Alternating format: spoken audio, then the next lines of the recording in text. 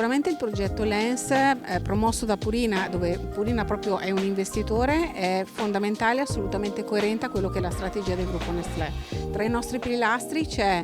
l'approvvigionamento delle materie prime chiave da agricoltori che applicano pratiche di agricoltura rigenerativa. Abbiamo dei commitment chiari come gruppo e abbiamo anche degli obiettivi che abbiamo dichiarato di raggiungere, quindi il progetto si inserisce all'interno di questa strategia molto più ampia del gruppo. Un'altra pilastro molto importante al quale è collegato il progetto Lens è quello della riduzione delle emissioni dei gas serra, e anche in questo caso ci siamo impegnati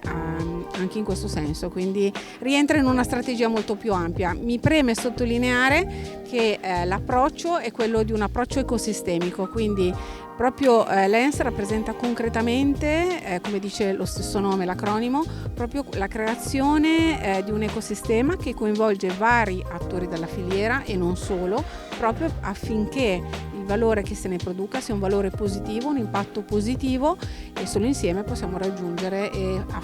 far sì che questo impatto positivo sia rilevante. Parliamo di rigenerazione in generale, quindi non solo di tutela del pianeta, delle comunità, ma proprio con il termine rigenerazione che è alla base della strategia Nestlé ci sta questo principio.